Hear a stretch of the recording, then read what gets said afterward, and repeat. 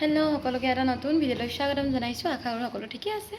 বাকী মই আজি আপোনালোকক বড়োলেণ্ড ইউনিভাৰ্চিটিৰ যিটো এণ্ট্ৰেঞ্চ 25 জুলাইত হোৱা কথা আছিলে, যিহেতু পষ্টপন হৈছে আপোনালোকে জানেই, তো তাৰে ডেট দিছে। তো আপোনালোকৰ এক্সাম আগষ্টৰ 16 তাৰিখে হ'ব। তো এতিয়া টেনশ্যন নাই। তো আপোনালোকে এটা কাৰেক্ট টাইম মানে কোনটো ডেটত হ'ব গম পাই গৈছে। তো 16 তাৰিখে হ'ব।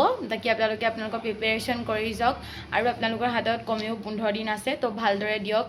আৰু আপোনালোকক মই চিলেবাছটো বিষয়ে অলপ কৈ দিওঁ।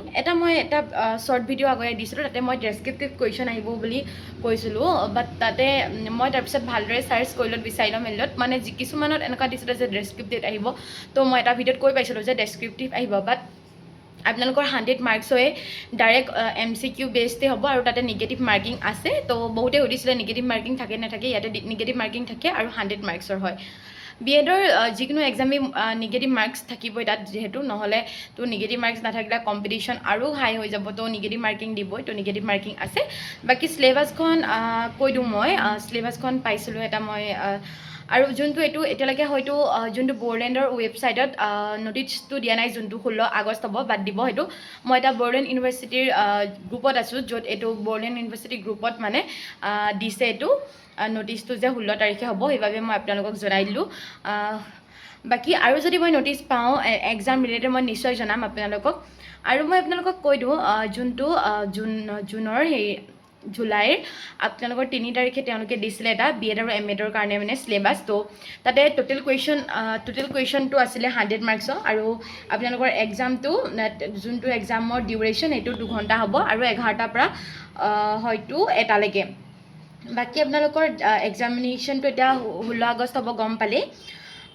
আৰু এতিয়া আপোনালোকৰ চিলেবাছটো মই কৈ দিছোঁ আৰু লগতে ব্ৰেকডাউনটো দি দিছে এটা চিলেবাছৰ মাৰ্কৰো। তো মই কৈ দিওঁ আপোনালোকৰ ছেকশ্যন 8 থাকিব জেনেৰেল ইংলিছ, য'ত থাকিব vocabulary, tense, voice, narrations, prepositions, correction of sentences and comprehension. ইয়াতে থাকিব 30টা কুৱেশ্যন মানে 30 মাৰ্কছ। দেন ছেকশ্যন বিত থাকিব জেনেৰেল নলেজ। তাতে জেনেৰেল নলেজত থাকিব এনেকুৱা Indian history, Indian polity, general science and current affairs. তাতো থাকিব 30 কুৱেশ্যন মানে 30 মাৰ্কছ থাকিব তাতে। তো 60 মাৰ্কছ হ'লেই 100ৰ ভিতৰত। তাৰপিছতে আপোনালোকৰ ছেকশ্যন চি থাকিব ৰিজনিং এণ্ড নিউমাৰিকেল এবিলিটি। তো ইয়াতে থাকিব 30টা কুৱেশ্যনছ। আপোনালোকে নিউমাৰিকেল এবিলিটি এণ্ড এইবোৰ ৰিজনিং, এইবোৰ ব্লাড ৰিলেশ্যন সেইবোৰ চাব পাৰে। দেন ক'ডিং ডিক'ডিং এইবোৰ আপোনালোকে চাব পাৰে। এইবোৰ আহিব প্ৰফিট লছ এইবোৰ চাব পাৰে। তাৰপিছতে আপোনালোকৰ ছেকশ্যন ডিত আহিব current Indian education issues and policies, মানে NEPI 2020 আপোনালোকে চাব, এইটো বহুত ইম্পৰ্টেণ্ট হয়। তাৰপিছত elementary universalisation of elementary education, right to education, Sarva Shiksha অভিযান, এইবোৰ আপোনালোকে চাব। ইয়াতে 10 মাৰ্কছ আহিব। তো এইখিনি আপোনালোকৰ চিলেবাছৰ ব্ৰেকডাউন মাৰ্কেহেদি মই কৈ দিছোঁ।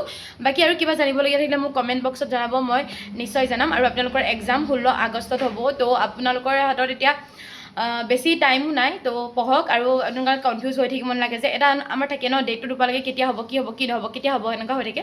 তো আপোনালোকে কনফাৰ্ম ডেটটো পাই গৈছে 16 আগষ্ট। তো ভালদৰে পঢ়ক এতিয়া আৰু বেষ্ট উইচেছ থাকিলে আপোনালোকলৈ আকৌ নতুন ভিডিঅ'ত অতি সোনকালে লগ পাইছোঁ।